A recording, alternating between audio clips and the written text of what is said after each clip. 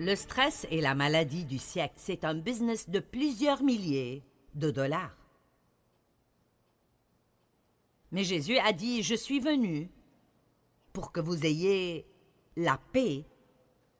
C'est ma paix que je vous donne. Donc, vous avez la paix. Si vous êtes un chrétien, vous avez la paix en vous. Si vous avez reçu Christ comme votre sauveur, vous avez reçu le prince de la paix. Il vit en vous. La paix est en vous. J'ai donné un exemple la nuit dernière sur comment, s'il y a une tempête, la couche à la surface d'une masse d'eau aura des vagues, des ondes et du mouvement. Elle n'est pas douce et calme, mais très en profondeur. Cette eau est toujours aussi calme qu'elle puisse l'être. Et si nous nous regardons comme cela, il y a toujours quelque chose qui souffle à la surface de nos vies. Mais la paix est définie comme étant un cœur calme, et donc, quoi qu'il arrive dans nos circonstances, nous pouvons maintenir un cœur calme. Maintenant, je vais juste dire que je crois que c'est plus facile pour certains que pour d'autres. Ah, je voudrais dire que ce n'est pas juste, mais de toute façon, Dieu nous crée tous différemment et nous devons tous apprendre comment... Il y a quelque chose qui est difficile pour tout le monde. Donc, pour mon mari, c'est très facile d'oublier ses soucis et de ne pas s'inquiéter, et alors il a été une image parfaite de paix à travers nos 48 ans de mariage. Moi, en contrepartie, j'étais accrochée désespérément à propos de quoi que ce soit tout le temps. Donc, ça n'a pas été aussi facile pour moi, mais j'ai appris comment être en paix. Et je peux vous dire que je suis plus en paix maintenant que je ne l'ai été de ma vie entière, alors que j'ai plus de responsabilités que je n'en ai eu de ma vie. Et alors, si je peux apprendre à être en paix, vous pouvez apprendre à être en paix. J'ai dit que si je peux apprendre à être en paix, vous pouvez apprendre à être en paix. Maintenant, je crois que quelle que soit la parole prêchée, il y a la puissance d'amener la délivrance aux gens dans cette région, parce qu'il y a de la puissance dans la parole. Donc je m'attends à ce que des chaînes soient brisées chez certains dans cette région, et cela ne veut pas nécessairement dire que magiquement tout votre stress partira, mais quelque chose arrivera en vous, quelque chose sera brisé, et vous recevrez une révélation que vous n'avez pas besoin de vivre comme cela plus longtemps. Matthieu chapitre 11, verset 28. « Venez à moi, vous tous qui peinez et êtes chargés de lourds fardeaux, et je vous donnerai du repos. Je reposerai, soulagerai et rafraîchirai vos âmes. » Il me semble que ce qu'il dit est « Je peux vous apprendre comment vivre sans stress. Prenez mon joug sur vous et apprenez de moi. » Maintenant, si nous lisons juste le verset 28, c'est comme si tout ce que nous avons besoin de faire est de venir chez Jésus et il fera que tout cela arrive. Venez à moi, vous tous qui peinez et êtes chargés de lourds fardeaux, et je vous donnerai du repos. Nous voulons prendre cette partie et... Jésus, me voici, agis. Mais après, il dit, prenez mon joug sur vous et apprenez de moi. Donc, apprenez de moi veut dire, d'accord, je peux vous montrer comment avoir du repos, du soulagement, du rafraîchissement, mais vous allez devoir regarder comment je vis, et vous allez devoir me suivre et apprendre à faire les choses de la façon dont je les fais. Maintenant, il utilise ce terme « joug ». Prenez mon joug sur vous, et nous ne sommes probablement pas familiers avec cela. Alors, j'ai en fait une image que nous allons mettre ici, que je veux vous montrer de ce que ça veut dire d'être sous le même joug avec quelqu'un d'autre. Ceci est un joug de bœuf. Et vous voyez qu'ils sont connectés ensemble, parce que si les deux tirent le poids, ça rend la tâche beaucoup plus simple. Et Jésus nous dit littéralement, si vous restez sous mon joug, attaché à moi, je tirerai avec vous à travers la vie et je rendrai votre tâche beaucoup plus facile. Mais maintenant, nous devons comprendre que Jésus dit, il y a une autre analogie ici et je crois que c'est restez près de moi, restez connectés à moi, restez avec moi dans toute situation et regardez bien et voyez comment je ferai quelque chose et puis suivez-moi. Et de cette façon, vous ne vivrez pas sous le stress tout le temps. D'accord, vous pouvez enlever l'image. Je voulais que vous voyiez ce que c'était. Une bonne prière, une prière magnifique et « Oh Dieu, enseigne-moi ta voix ». La Bible dit que les Israélites ont vu les actes de Dieu, mais Dieu a appris à Moïse sa voix. Les Israélites voulaient des miracles. Beaucoup veulent des miracles. Oh Dieu, que ceci s'en aille. Dieu change cette situation pour qu'il n'y ait pas de pression dans ma vie. Mais Moïse est allé plus profondément, et vous devez aller plus profondément et dire Dieu, quoi que soient mes circonstances, enseigne-moi ta voix. Apprends-moi comment m'en occuper comme tu t'en occuperais. Allez, pouvons-nous glorifier plus fort?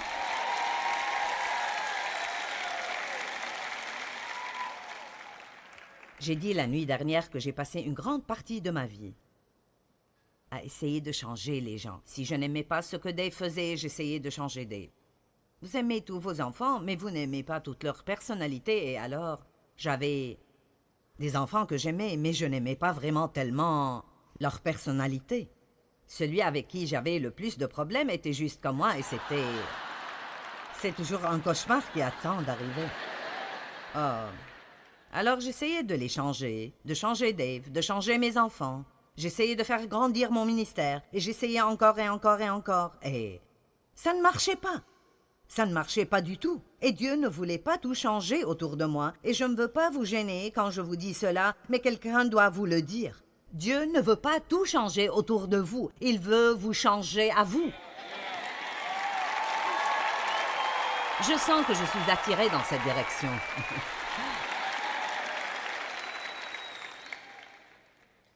Mince, si nous pouvions juste comprendre ceci. Dieu ne veut pas changer toutes mes circonstances pour qu'elles m'aillent bien tout le temps et la vie est douce et bonne. Il veut me changer à moi. Jésus a dit « Suivez-moi ». Il ne voulait pas dire « Suivez-moi et laissez-moi rendre votre vie merveilleuse ». Il voulait dire « Regardez-moi et apprenez comment faire ce que je fais ». Maintenant, avant que je n'aille plus loin avec ce merveilleux message, Dieu a inséré quelque chose dedans ce matin que je crois est juste, comme une parole de Dieu pour certains aujourd'hui. Et Dieu m'a mis cela sur le cœur quand je m'asseyais ici ce matin pendant la louange et j'ai réalisé que je devais ajouter cela à mon enseignement. Nous allons regarder le psaume 32, les 5 premiers versets. Et je veux vous parler de la culpabilité et de la condamnation. Je sens que Dieu veut que je vous parle de la culpabilité et de la condamnation parce qu'il y a des personnes ici aujourd'hui qui sont exactement comme je l'étais. Vous vous sentez littéralement coupable, et cela presque tout le temps. Et vous ne vous sentez pas bien si vous ne vous sentez pas mal. C'est comme ça que j'étais. J'ai grandi en me sentant coupable parce que mon père abusait de moi, et j'ai pris cela avec moi dans la vie, et alors, même après avoir confessé mes péchés, je me suis toujours sentie coupable. Et il n'y a rien de plus stressant. Maintenant, je veux que vous m'écoutiez. Il n'y a rien de plus stressant que d'errer avec ce fardeau de « quelque chose ne va pas en moi ». Pourquoi ne puis-je pas faire les choses comme il faut? Cette sensation vague que Dieu est énervé contre vous, qu'il n'est pas satisfait avec vous. Et je crois que, quoi que je vous enseigne d'autre, c'est ce que je sens que j'ai vu ce matin, quoi que je vous enseigne d'autre à propos de comment vous occuper du stress, si vous ne comprenez pas ce point en premier, alors tout le reste dans la vie vous déprimera totalement parce que nous nous sentons déjà si vaincus et si mal à propos de nous-mêmes, parce que nous ne pouvons pas tout faire comme il faut, puis tout le reste de ce qui vient nous fait tomber facilement. Dieu m'a donné un exemple une fois d'un autocuiseur. Et je ne sais pas si les gens les utilisent autant qu'ils le faisaient, mais ma mère avait un autocuiseur et je vous dirais cela, c'était une marmite folle. Parce qu'elle mettait des choses dedans, le couvercle dessus, et elle le fermait bien, et vous ne pouvez pas l'enlever, et il y a cette petite chose qui bouge en haut, et de la vapeur sort du haut de temps en temps. Et plus il y a des choses qui cuisent à l'intérieur, plus cette chose bouge vite. Et je me rappelle que ma mère me disait tout le temps « Ne le touche pas, ne le touche pas, ne le touche pas ». Et j'étais tout comme cet autocuiseur. J'avais toutes ces choses qui arrivaient à l'intérieur de moi.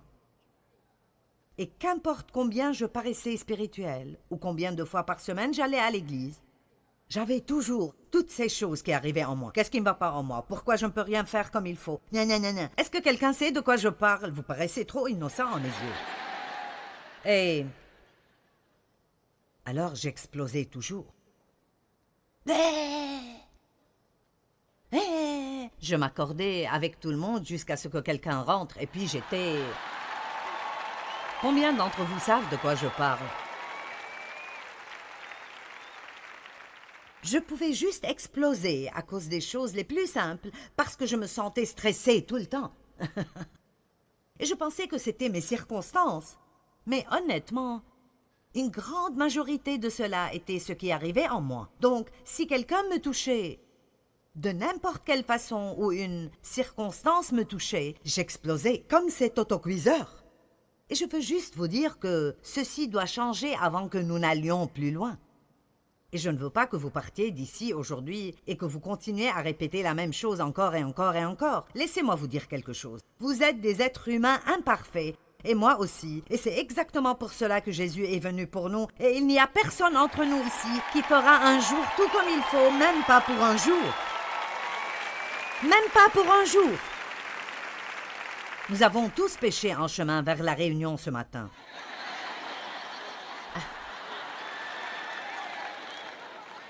Nous péchions en chemin. Je veux dire, vous savez, la Bible parle de péché dans les pensées, les paroles et les actes. Je ne peux pas vous dire que toutes mes pensées étaient belles aujourd'hui. Mais Dieu merci, je sais comment les chasser maintenant. D'accord, Psaume 32, ceci est pour quelqu'un ou un groupe de personnes, des personnes qui regardent à la télé. Comprenons ceci. Psaume 32, verset 1. « Béni, heureux, fortuné et enviable, l'homme pour qui le pardon de ses fautes est donné continuellement, dont le péché est pardonné. Béni, heureux, fortuné et enviable l'homme au compte de qui l'Éternel ne porte pas le péché et qui est exempt de duplicité. Tant que je taisais ma faute, avant de confesser, je m'épuisais à gémir sans cesse à longueur de jour. Le jour et la nuit, ta main s'appesantissait sur moi, ma vigueur m'abandonnait comme l'herbe se dessèche l'été. C'est là, pause et pense calmement à cela. Êtes-vous prêts pour cela? Verset 5. Je t'ai avoué ma faute, je n'ai plus caché mes torts.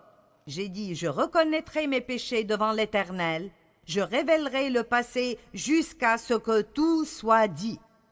Alors, tu m'as pardonné instantanément la culpabilité et l'iniquité de mon péché. Pause et pense calmement à cela.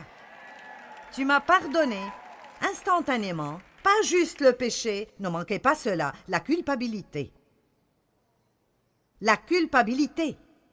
Écoutez, si Dieu a enlevé notre péché, qu'y a-t-il pour toujours nous sentir coupables? Vous ne devez pas vivre sous la condamnation. Je pense que parfois nous pensons que c'est religieux de nous haïr nous-mêmes. Eh bien, je suis juste un raté. Non, écoutez, vous devez mettre la robe de la justice et lever votre tête et savoir que vous êtes la tête et pas la queue. Dieu vous aime. Vous êtes au-dessus et pas au-dessous. Vous êtes loin par Dieu. Amen. Vous avez ce dont quelqu'un d'autre dans ce monde a besoin. Vous n'allez jamais vous débarrasser des fardeaux du stress dans votre vie si vous ne commencez pas à avoir une bonne attitude envers vous-même à l'intérieur. Donc, si vous ne vous aimez pas vous-même, alors vous devez vous réconcilier avec vous-même, parce que où que vous alliez le reste de votre vie, vous y serez. Et si vous ne pouvez pas vous réconcilier avec vous, tout le reste sera difficile. Est-ce que quelqu'un a besoin de cela? J'espère que quelqu'un avait besoin de cela. Donc, quand Jésus a dit « Venez à moi et apprenez de moi », l'une des premières choses que Jésus nous enseigne est de recevoir son pardon et de ne pas vivre sous la condamnation. Maintenant, 4 choses que Jésus a faites pour s'occuper du stress. Vous dites « Jésus a eu du stress ?» Eh bien, je veux dire, partout où il allait, quelqu'un essayait de le tuer. Nous n'allons pas reprendre cette liste de nouveau. Judas l'a trahi pour 30 pièces d'argent. Pierre l'a renié. Vous parlez d'avoir vraiment une mauvaise journée? Numéro 1, il se confiait en tout à Dieu. 1 Pierre 2, 23. Certains d'entre vous sont stressés à propos de choses dont vous ne pouvez rien faire à leur propos et seul Dieu peut le faire et vous devez les donner à Dieu. Vous devez les laisser et les laisser tomber et les donner à Dieu et cela inclut votre passé, votre futur, vos enfants et tout le reste de ce qui vous gêne. 1 Pierre 2, 23, j'aime cela. Quand il était injurié et insulté, il ne ripostait pas par l'injure ou l'insulte. Quand on le faisait souffrir, il ne dit aucune menace de vengeance, mais il remettait sa cause lui-même et tout le reste entre les mains du juste juge. J'aime ce verset, je l'ai sur le mur de mon bureau, pour me rappeler de faire confiance en Dieu dans tout, les petites choses, les grandes choses, et lui faire confiance dans ce qui arrive avec moi. Ce que je reçois, Dieu, dépend de toi. Si je ne le reçois pas, tu as une raison. Si quelqu'un me maltraite, alors je ne perdrai pas ma vie à le haïr, je te ferai confiance. Vous devez apprendre à faire confiance en Dieu dans toutes petites choses parce qu'en fait, la confiance est la réponse à toute frustration. La deuxième chose que Jésus a faite est de prier. Il allait toujours, en quelque sorte, loin de la foule pour prier. Il se levait tôt pour prier. Parfois, il priait toute la nuit. Et je ne vais pas prendre le temps de me tourner vers ces versets, mais quand il était à Gethsémani, à se préparer pour ce qui allait être le temps le plus difficile de sa vie ou de celle de qui que ce soit, il a demandé à ses disciples de prier avec lui. Et nous savons par la lecture des évangiles qu'ils se sont endormis. Il prit avec lui Pierre et les 2 fils de Zébédée. Il commença à être envahi de tristesse et d'angoisse. Et puis il leur dit, c'est ainsi qu'il se sentait. Vous savez, nous n'avons pas besoin de faire tout ce qu'on sent. Il leur dit, je suis accablé de tristesse à en mourir. Restez ici et veillez avec moi. Et il s'est éloigné un peu, et quand il est revenu, ils étaient endormis. Mais l'une des choses qui sont arrivées et qui l'a aidé à traverser cela était que quand il s'est éloigné d'eux, un ange est venu et l'a servi et l'a fortifié dans l'esprit. Et l'une des choses qui arrive quand nous prions est que Dieu nous fortifie. Allons maintenant. Il nous fortifie, il ne fait pas...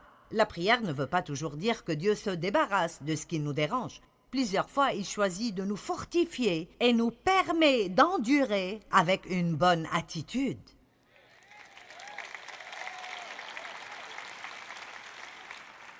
Et ça m'a pris longtemps pour accepter cela, parce que je ne voulais pas devoir passer par là, je voulais que Dieu s'en débarrasse. Amen. Et la troisième chose que Jésus savait faire pour l'aider avec ce facteur du stress, il savait quand se taire. Oh. Jean chapitre 14, verset 30. Jésus a dit, je ne parlerai plus avec vous plus longtemps, car le prince, le dominateur, le gouvernant de ce monde vient. Il n'a pas de prise sur moi. Il n'y a rien en moi qui lui appartient, il n'a pas de puissance contre moi. J'ai enseigné sur ce verset beaucoup de fois et il m'émerveille toujours. La Bible dit dans Ésaïe 53 que, comme un agneau mené à l'abattoir, il n'a pas ouvert sa bouche. Et je me demande combien de fois nous avons lu ça et nous n'avons aucune idée de pourquoi la Bible dirait cela. Savez-vous combien c'est difficile de garder la bouche fermée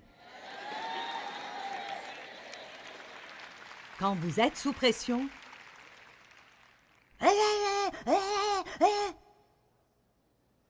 Et nous devons apprendre de cela. Allez, Jésus a dit, prenez mon joug sur vous et apprenez de moi. Donc nous regardons comment Jésus s'est occupé du moment le plus intense et stressant de sa vie. Et la Bible dit qu'il n'a pas ouvert la bouche. Et il a dit à ses disciples, je ne vais plus beaucoup vous parler maintenant. Il aurait bien pu dire, parce que c'est un moment très difficile pour moi. L'ennemi n'a pas de prise sur moi et je ne vais pas ouvrir ma bouche et dire quelque chose que je ne devrais pas dire et lui donner une entrée dans ma vie. Combien d'entre vous sont contents que Jésus ait gardé la bouche fermée en ce jour? Vous savez, je trouve cela très intéressant. Et puis Matthieu chapitre 27, Versets 12 à 14. Mais ensuite, quand les chefs des prêtres et les responsables du peuple vinrent l'accuser, il ne répondit rien.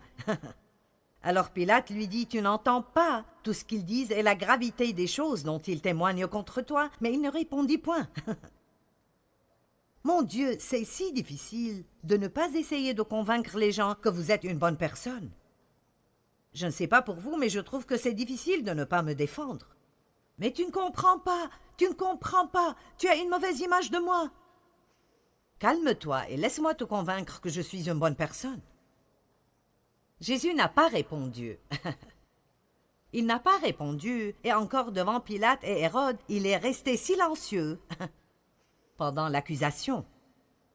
Je ne dis pas qu'il n'y a jamais eu un moment pour parler pour vous-même, mais très souvent ça empire juste les choses. Jésus était sur la croix. Ceci est étonnant pour moi. Jésus était sur la croix pendant 5 heures et 59 minutes. Pendant ce temps, le récit de ce qu'il a dit est un total de 41 mots en grec qui deviennent 51 mots en anglais. Dire ces mots a pris approximativement un total d'1 minute. Donc, pendant 5 heures et 58 minutes de son temps sur la croix, il était complètement silencieux. Amen. Et puis la 4e chose que Jésus a faite, qui est un grand remède contre le stress, est qu'il pardonnait rapidement.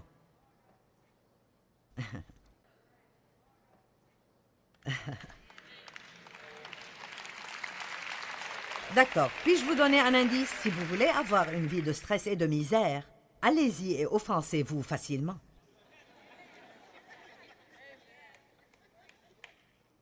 Continuez de dire « Eh bien, je n'y peux rien, je suis juste susceptible.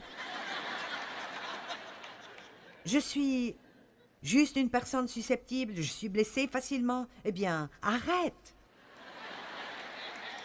Tout le monde peut facilement être blessé s'ils le veulent. Sur la croix, Jésus a dit « Père, pardonne-leur parce qu'ils ne savent pas ce qu'ils font. » Sur la croix. Et sûrement, s'il peut pardonner aux gens pour cela, alors nous pouvons nous occuper des choses de tous les jours qui viennent vers nous. Je ne sais pas ce que vous attendiez que je vous dise quand je vous ai dit que j'allais vous enseigner comment vous débarrasser du stress, mais ça ne fera pas une once de bien. Vous pouvez vous débarrasser de toute source, tout ce que vous pensez être la racine de votre stress, et si vous restez plein de culpabilité et vous restez énervé contre les gens, et vous vous inquiétez à propos de ce que tout le monde pense, et votre bouche travaille tout le temps, vous allez toujours être stressé, parce que le stress ne vient pas de ce qui arrive autour de nous, c'est ce qui arrive en nous. Amen?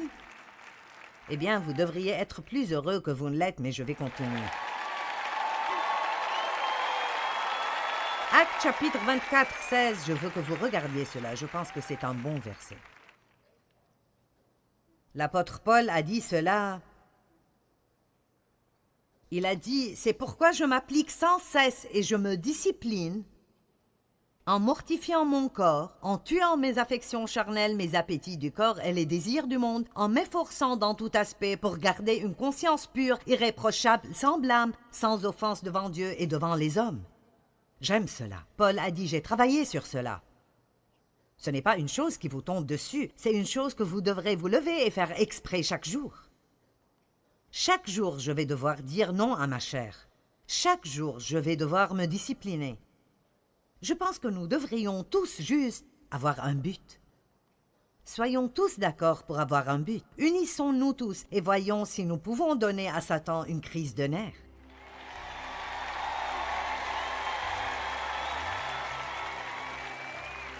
Et à chaque fois que ces sources de stress viennent vers nous, nous dirons « Non, non, non, non, non, non, non, je suis passé par là, je ne le ferai plus. » Eh bien, n'est-ce pas vraiment bien de savoir que vous pouvez minimiser le stress dans vos vies et que vous pouvez tous compter sur Dieu pour qu'il vous aide? D'après 1 Pierre 5, 7, nous pouvons lui confier nos soucis parce qu'il s'occupe de nous.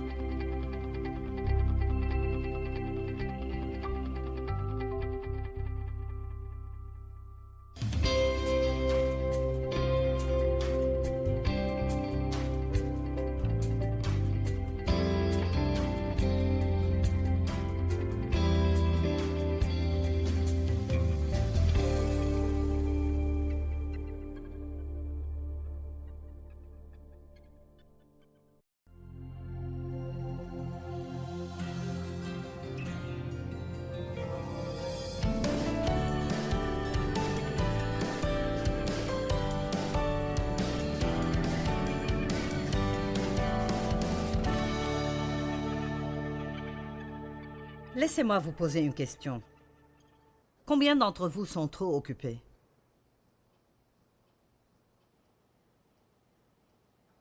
Vous savez quoi? Je n'ai pas besoin de lever la main maintenant. Et vous savez, le ministère est plus grand qu'il ne l'a jamais été, et il grandit tout le temps.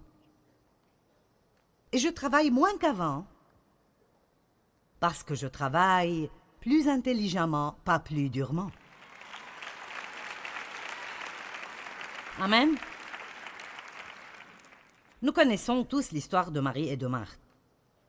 Marthe travaillait, et Marie travaillait aussi jusqu'à ce que Jésus vienne, et puis elle s'est immédiatement mise à ses pieds parce qu'elle avait une opportunité qu'elle ne voulait pas manquer.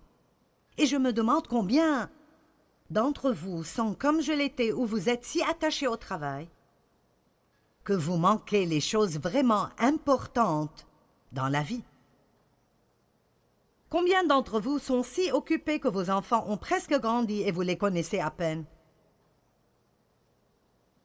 Vous savez, quand vous êtes vieux, si vous n'avez pas de relation avec vos enfants, vous ne serez pas heureux. Et une relation ne commence pas juste soudainement parce que vous êtes les parents. Vous devez construire ces relations, et les relations demandent une chose, et c'est le temps.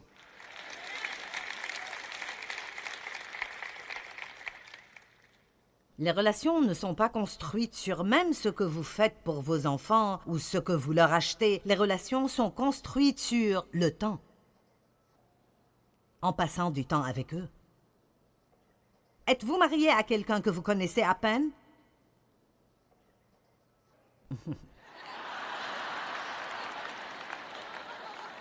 Eh bien, je me demande où ceci va.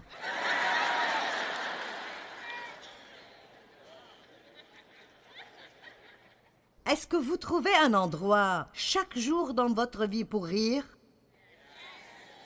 Vous le devriez. Le rire est un grand remède au stress. Il est probablement meilleur que tout médicament contre l'anxiété. Êtes-vous seul parce que vous n'avez jamais pris le temps de construire des relations de qualité? Voudriez-vous être plus proche de Dieu, mais vous ne prenez jamais le temps de prendre du temps avec lui? Est-ce que vous vous sentez fatigué la plupart du temps, mais en vérité, vous ne prenez jamais le temps de dormir ou de vous exercer ou de vous reposer ou de jouer? Eh bien, vous savez, ce n'est pas quelque chose que Dieu éloignera de vous. Il vous donnera la sagesse et la grâce et vous aidera à faire les changements dans votre vie que vous avez besoin de faire. Je vous ai déjà raconté que je me suis presque littéralement écroulée physiquement. J'ai travaillé si dur, je me suis rendue malade au moins 3 fois différentes dans ma vie. Et quand vous tombez malade à ce point, vous ne vous en remettez pas. Avec 2 semaines de vacances, ça prend un long moment parfois pour se remettre de ce genre de choses. Et je suis heureuse de dire que je me sens mieux maintenant qu'à tout autre moment de ma vie.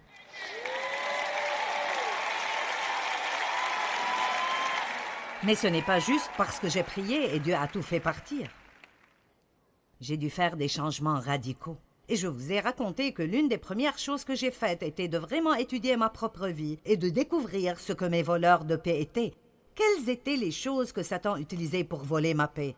Et par exemple, l'une d'elles était l'empressement. Je ne me comporte pas bien. Le fruit de l'esprit ne sort pas de moi quand je dois m'empresser.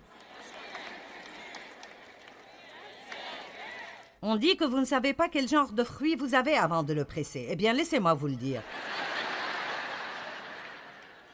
Il n'y a rien de pareil à être pressé par l'empressement, l'empressement, l'empressement. Et donc, nous n'avons pas besoin de faire cela. Nous pouvons soit enlever certaines choses, ou nous pouvons faire de meilleures préparations la nuit d'avant. L'une des choses que je fais presque toujours maintenant, si je sais que j'aurai une période de temps plus courte le matin, donc si je dois m'en aller plus tôt, je décide toujours la nuit d'avant ce que je vais porter. Et je le sors, et je prépare les bijoux qui vont avec, pour que tout soit prêt et que je n'ai pas à voir dans l'armoire pour décider quoi porter. Amen. Et il y a d'autres choses que vous pouvez faire aussi. Faites le déjeuner de vos enfants la nuit d'avant, ou faites-les faire leur propre déjeuner. Éphésiens 5, 15 et 16 sont 2 de mes versets préférés dans la Bible. Veillez avec soin à votre manière de vivre. Regardez donc bien vos vies. Quand vous partez d'ici, prenez juste 15 à 30 minutes à un moment cet après-midi.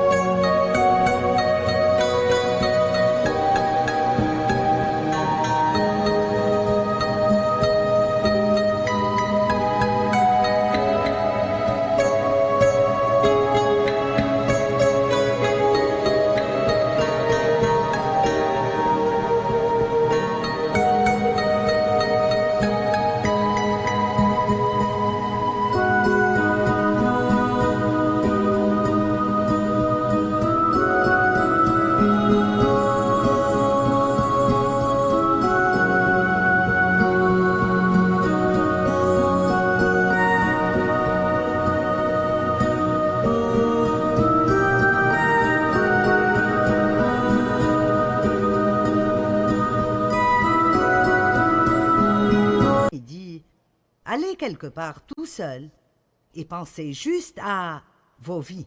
Faites donc un petit inventaire de votre vie. Ne venez pas juste vous asseoir là et juste me regarder et écouter ce que j'ai à vous dire. Participez. Allez chez vous et faites juste un petit peu d'inventaire et pensez: suis-je content dans ma vie? Est-ce que je crois que je fais de ma vie ce que Dieu veut que je fasse? Est-ce que je vis une vie insoutenable? C'est étonnant combien de personnes disent « Je sais que je ne peux pas continuer pour toujours ». Pourquoi ne serait-ce pas le moment où vous décidez de changer?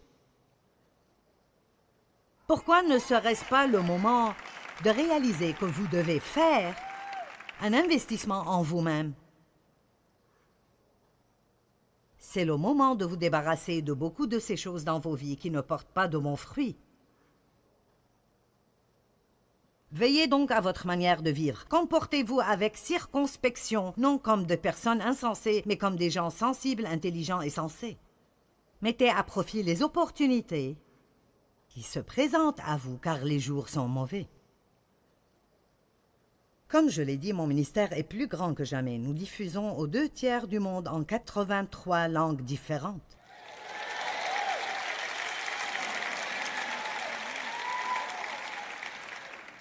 Je ne parlerai pas de tout cela, mais juste beaucoup de bonnes opportunités.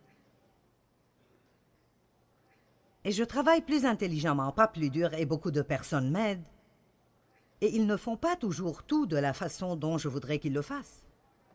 Mais qu'est-ce qui est meilleur? Que je les laisse me débarrasser de beaucoup de stress dans ma vie et occasionnellement que je n'aime pas ce qu'ils ont fait? Ou que j'insiste de tout faire moi-même pour que tout soit fait à ma façon? Je prends des pauses régulièrement maintenant. Je ne vais pas du travail au travail, au travail, au travail, au travail, parce que j'ai finalement découvert que n'importe combien je travaille dur, il y aura toujours du travail. Est-ce que quelqu'un est arrivé à cette conclusion? Je veux dire, peu importe combien je travaille dur, il y aura toujours du travail, donc je ferais mieux d'apprendre à ne pas avoir à travailler tout le temps.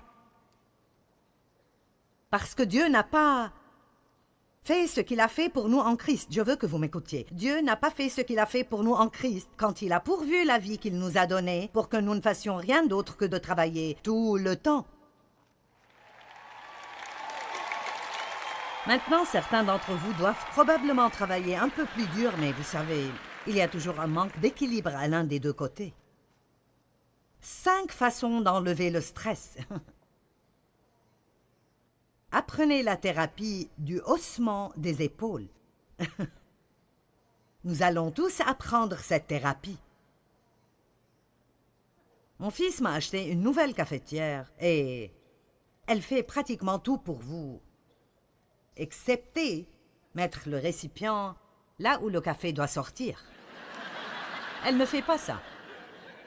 Et elle ne met pas le filtre. Maintenant, il y a un filtre que vous pouvez laisser dedans, mais si vous voulez utiliser du papier filtre, vous devez le mettre dedans. Mais je veux dire, elle moud le café, elle fait tout. Donc j'ai récemment fait un peu de café, mais je n'ai pas mis la cafetière au bon endroit. Et j'ai laissé la salle et je suis allée autre part. Et c'était une grande cafetière. Et donc, ça va sans dire, quand je suis revenue, j'ai eu cette... Oh. Et non, je n'avais pas le temps ce matin-là de m'en occuper. Je l'ai regardé et je peux vous dire que je n'ai rien ressenti. J'ai juste fait... C'est le haussement des épaules. Amen. Maintenant, j'ai nettoyé. Je n'en avais pas envie. Mais j'ai perdu assez de ma vie en ayant de grandes colères. Est-ce que quelqu'un sait ce qu'est la colère à fond de la femme? Très bien. Je veux dire avoir une colère à fond que je ne pourrais pas contrôler. N'essayez pas de contrôler des choses que vous ne pouvez pas contrôler. Ma fille dit beaucoup « c'est ce que c'est ». Et d'habitude, quand elle le dit, elle fait ceci. Et ceci vous aidera. Allez, entraînons-nous. Vous êtes si mignon. Eh bien, Dave le fait différemment. Il dit « je ne suis pas impressionné ». Il dit toujours « si vous n'êtes pas impressionné, vous ne pouvez pas être opprimé ». Mais même quand il dit cela, il y a un langage corporel. Je ne suis pas impressionné. C'est le haussement des épaules. C'est comme « hein? Je ne m'en occuperai pas ». Maintenant, cela ne veut pas dire que vous vous en fichez. Mais ça veut dire que vous déposez vos soucis. Et devinez quoi? Dieu ne peut pas s'occuper de nous et ne le fera pas avant que nous déposions nos soucis. Reposez votre confiance, déchargez-vous sur moi de tous vos soucis une fois pour toutes, parce que je m'occupe de vous. La deuxième chose que vous pouvez pratiquer est de rester dans votre zone de confort. 5 façons d'enlever le stress, hausser les épaules. Numéro 2, restez dans votre zone de confort. Maintenant, cela ne veut pas dire que nous ne faisons jamais rien de difficile, mais ça veut dire que nous reconnaissons nos limites et nous les respectons. En d'autres termes, arrêtez d'essayer de faire des choses que vous faites mal. Amen. Vous ne savez juste pas quel désastre nous aurions si j'allais à la maison et j'essayais de faire des vêtements ou de cuire un dessert sophistiqué. Vous savez, j'ai eu cette envie il y a 2 ans et j'ai pensé, d'accord, je vais faire des choses normales. Je suis comme ça parfois si je fais trop de réunions ou de choses l'une après l'autre. Et même cela, c'est comme... Ce n'est même pas bon pour moi d'être dans une zone spirituelle tout le temps. J'ai besoin d'être dans une zone normale aussi. Et alors quand je suis comme ça, si je suis vraiment fatiguée et je fais une overdose de spiritualité, alors parfois je veux être à la maison, ce qui est une blague parce que c'est pas vraiment moi. Ce n'est juste pas mon point fort. Et alors j'ai amené des livres de cuisine et je suis sortie et vous ne voulez même pas savoir combien d'argent j'ai dépensé sur les épices. J'ai amené tous les genres d'épices que vous pourriez possiblement imaginer. Et ma fille a dit « Qu'est-ce que tu feras avec cela ?» Je vais cuisiner. Ce sera bon pour moi de cuisiner. Je jouirai de cela. Ce sera bon. Donc j'ai décidé que je ferai pour Dave et moi une casserole de thon parce que nous aimions la casserole de thon. Et c'est assez facile, vous savez. Comme les nouilles, la soupe, le thon, le fromage, ce n'est pas difficile à faire. Et d'une façon ou d'une autre, la chose est devenue comme de la colle. Je veux dire, c'était mauvais. Et vous savez, les épices sont toujours sur l'étagère. Et je suis retournée à ma zone de confort. Et ma force, parce que je peux faire ceci. J'ai besoin de temps de repos, mais c'est là que je suis confortable. Je ne me sens pas mal ici. Vous ne me rendez pas nerveuse. Je veux dire, ceci est bon pour moi. Mais je serais stressée si je devais cuire un gâteau et faire un pantalon pour Dave. Ce serait juste...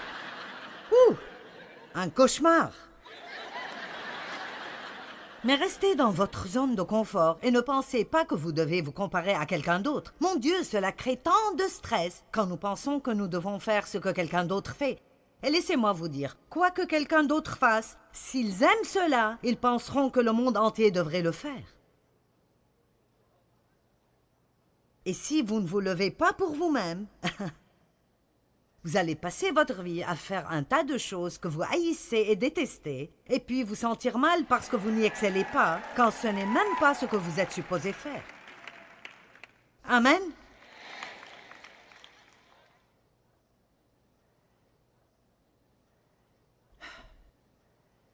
Numéro 3. Éliminez tout de votre programme qui ne porte pas de bons fruits. Vous aurez besoin d'une demi-heure de plus à passer avec vous-même. Est-ce que vous vous asseyez dans un comité qui ne fait rien d'autre que de débattre et ne prend jamais de décision? Seigneur, aie pitié. Je me souviens d'un comité d'église où j'étais une fois. Et ils débattaient et discutaient concernant la couleur pour repeindre la porte d'entrée. C'est ennuyant. Combien de temps passez-vous à faire ou à écouter des commérages?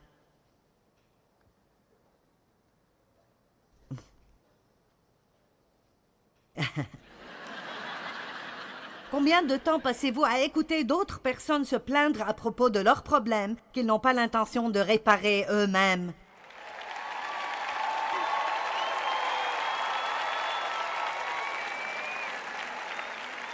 Ils ne veulent pas votre aide. Ils ne veulent pas de réponse. Si vous leur donnez une réponse, ils ne le feraient toujours pas. Combien de temps passez-vous à regarder des choses vraiment stupides à la télé? Ou peut-être juste à changer la chaîne pendant 2 heures et sans jamais rien regarder. Je sais que certains d'entre vous aiment probablement la télé-réalité. Mais je ne l'aime pas. Je vois assez de réalité, merci.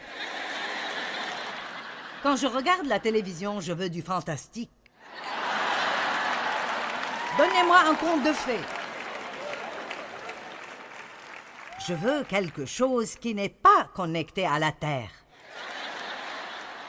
Je ne veux pas regarder une autre bagarre de famille où ils s'entretuent presque. Ça m'a pris 40 ans pour sortir de là. Pourquoi voudrais-je faire cela?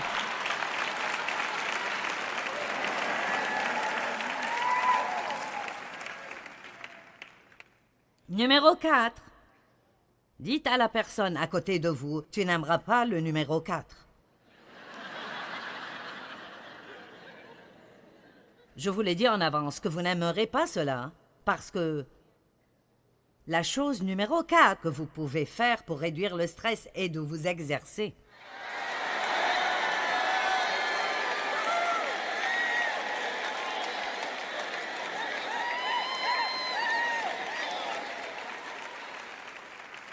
L'exercice est l'un des meilleurs remèdes pour le stress dans le monde entier. Maintenant, écoutez, nous avons ces petites choses appelées endorphines dans notre corps. Et ce sont les hormones du bien-être. Et elles augmentent quand nous nous exerçons.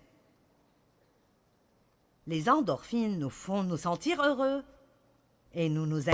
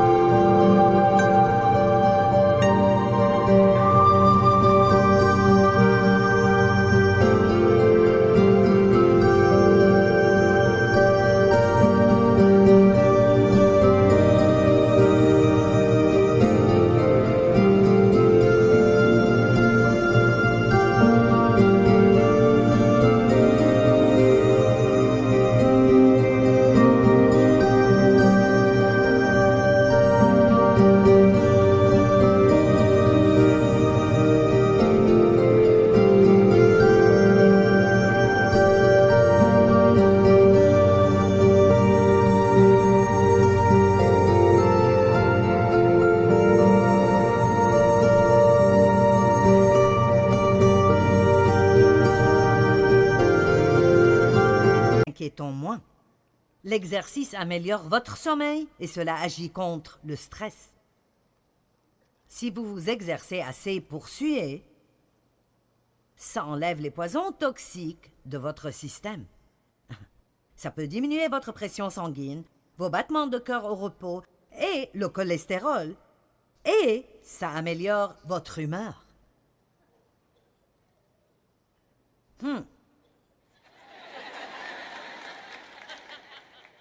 J'ai commencé à m'entraîner à la salle de gym il y a 10 ans. Maintenant, je m'exerce à la maison. Nous avons un entraîneur et 5 d'entre nous nous entraînons à la maison. 2 de nos enfants, Dave, moi, l'une de mes prues. Mais récemment, j'ai aussi ajouté la marche. Et donc maintenant, je marche 4000 chaque jour, en plus de l'entraînement. Maintenant, écoutez. Mon niveau de cholestérol est au plus bas depuis probablement 15 ans. Et je vous dis juste la vérité. Et je n'essaie pas d'imposer sur vous ce que je fais, mais, eh bien, si, je le fais. Je veux dire sincèrement, je le fais. Mais honnêtement, regardez-moi et je vous dirai quelque chose. Je ne peux pas croire l'énergie que j'ai eue de la marche. Je veux dire, ça me choque juste la quantité d'énergie que j'ai eue de la marche. Et ce n'est pas facile. Je fais des collines et ce n'est pas facile à faire, mais j'aime cela. Et je vous le dis juste, faites-en ce que vous voulez. Je suis votre enseignante, donc je vais vous dire ce dont je crois que ça vous aidera. Et il y a beaucoup de stress dans le monde aujourd'hui. Et nous en avons plus qui vient vers nous qu'à tout autre moment dans l'histoire, juste tous les petits appareils que nous devons porter sur nous. Vous savez, nous ne voulons même pas aller aux toilettes sans notre portable. Quelqu'un d'entre vous a pris son portable aux toilettes avec lui au cas où il raterait un appel? Eh bien, je l'ai fait aussi. Et le monde ne changera pas. Il continue à demander plus et plus et plus. Et l'une des choses par lesquelles vous pouvez vraiment vous aider est l'exercice régulier. Faites ce que vous voulez avec cela, je l'ai dit. Et numéro 5, prenez le temps de faire des choses dont vous jouissez. Prenez le temps de faire des choses dont vous jouissez. Prenez de petites mini-vacances, même si c'est des vacances de 10 minutes. Prenez de petites vacances. Si vous aimez avoir une tasse de café l'après-midi, alors prenez le temps de vous éloigner de tout, allez quelque part de silencieux et prenez une tasse de café. Si vous aimez avoir une pédicure, alors voyez où vous pouvez en avoir une fois par mois. Allez, faites cela, vous valez 30 $ ou 35 ou quoi que ça coûte pour faire ça. Regardez des choses qui sont belles. Sortez dans la nature et prenez le temps de contempler. Respirez. Et relaxez-vous, en fait, exprès. Maintenant, je veux juste vous donner un peu de cela et puis je terminerai. Aujourd'hui, nous avons le problème de l'excès de choix. L'une des choses qui crée tant de stress est qu'il y a tant de variétés de tout que personne ne peut prendre une décision.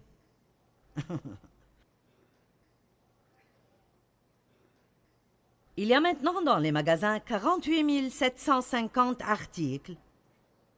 Dans un magasin moyen, 48 750 articles. Il y a 228 genres de céréales froides, 67 genres d'avoine et de flocons d'avoine, 57 genres de granola et de muesli. Il y a à présent 29 différents genres de M&M's.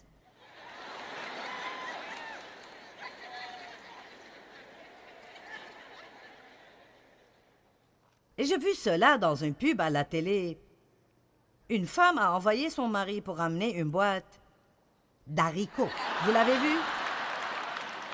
17 genres de cette marque unique d'haricots.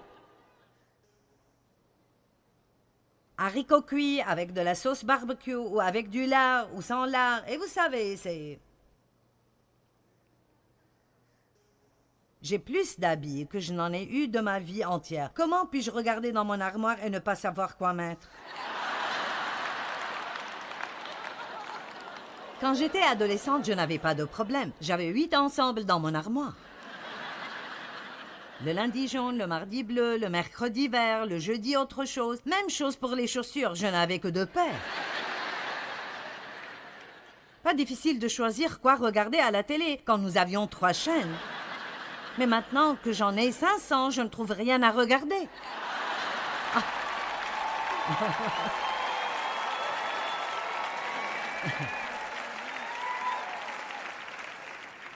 Mais écoutez, l'excès du choix.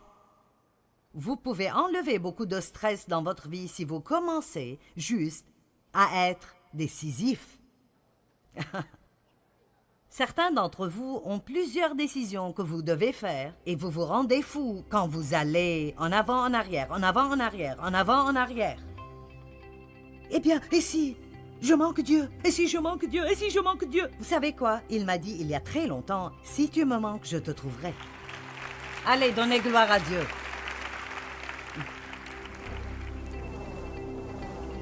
Eh bien, n'est-ce pas vraiment bien de savoir que vous pouvez minimiser le stress dans vos vies et que vous pouvez tous compter sur Dieu pour qu'il vous aide?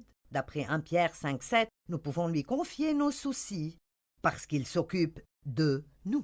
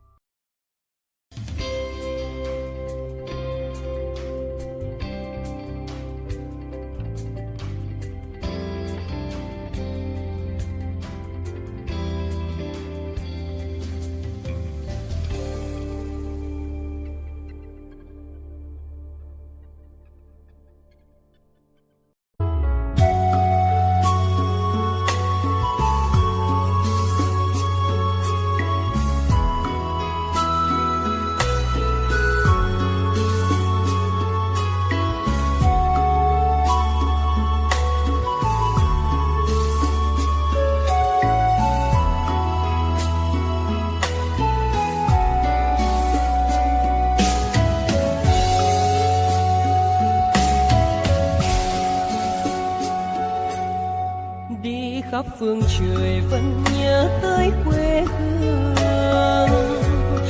Người về đây thăm làng trù quê mẹ và làng sen quê cha, xúc động bồi hồi người rơi giọt lệ, thương mái nhà tranh thương đất mẹ nghèo.